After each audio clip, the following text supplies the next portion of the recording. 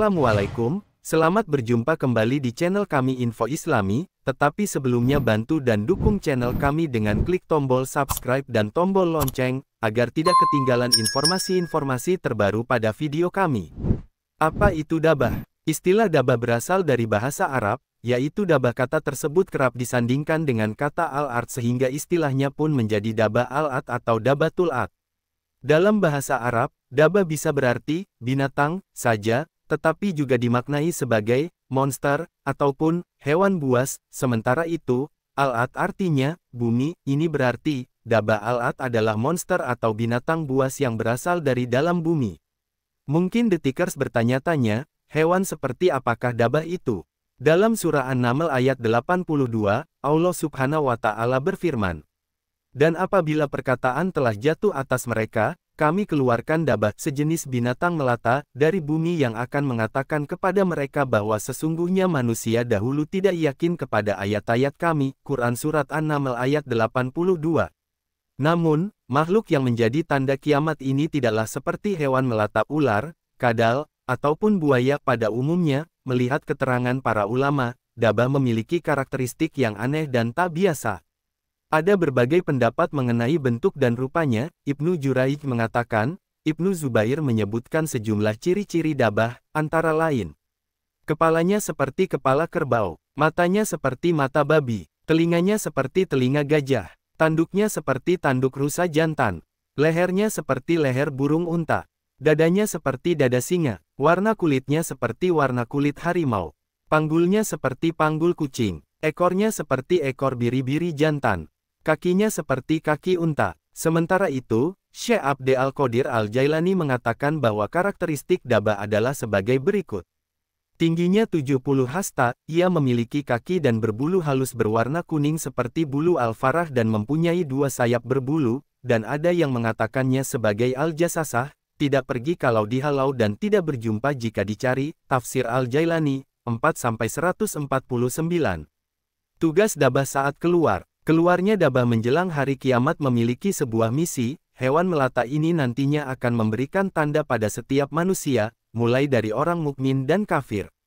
Seekor binatang akan keluar dengan membawa tongkat Musa dan cincin Sulaiman alaihi salam, lalu dia akan memberikan tanda kep sebagai tanda pengenal kepada seorang kafir. Afan, salah seorang perawi hadis berkata, pada hidung seorang kafir dengan cincin, dan menjadikan bercahaya serta memutihkan wajah seorang mukmin dengan tongkat sehingga orang-orang yang sedang berkumpul pada hidangan makanan akan saling menyeru, maka yang ini berkata, "Wahai mukmin."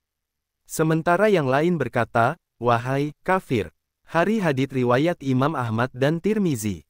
Pemberian tanda oleh dabah membuat wajah orang-orang mukmin menjadi bercahaya, sedangkan wajah orang-orang kafir akan menjadi gelap.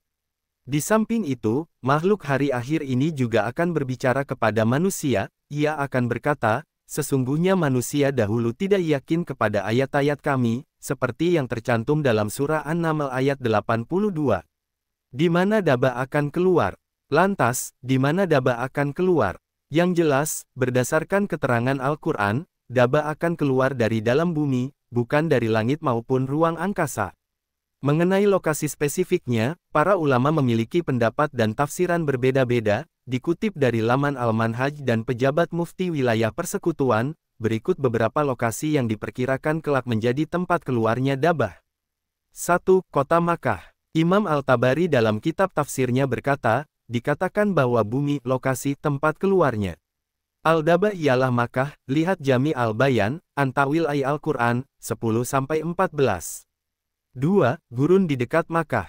Dari Abu Buraidah ia berkata, "Aku pergi bersama Rasulullah Shallallahu Alaihi Wasallam ke suatu kawasan gurun dekat Makkah. Itu adalah kawasan tanah berangin yang sekitarnya berpasir. Lalu, Rasulullah Shallallahu Alaihi Wasallam bersabda, Al-Dabah keluar dari tempat ini, maka adalah luas lubang keluarnya dabah selebar sejengkal dan sepanjang sejengkal." Hari hadits riwayat Ibnu Majah nomor 4067 dan Ahmad no.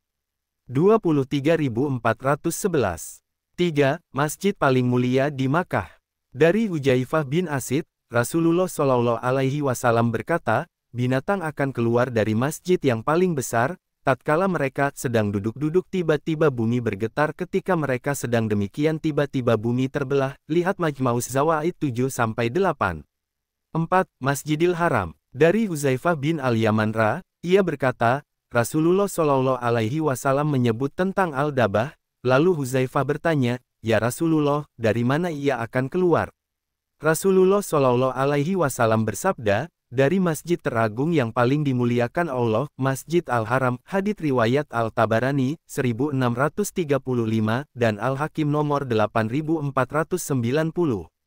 5. Bukit Safa. Dari Atta, ia berkata, "Aku melihat Abdullah bin Amr dan berada di dekat Bukit Safa, lalu dia mengangkat kakinya dalam keadaan berdiri lalu berkata, 'Kalau engkau mau, aku tidak meletakkannya kakinya sehingga aku meletakkannya di atas tempat keluarnya Al-Dabah.'" Lihat Jami Al-Bayan, Antawil Al-Quran, 10-15.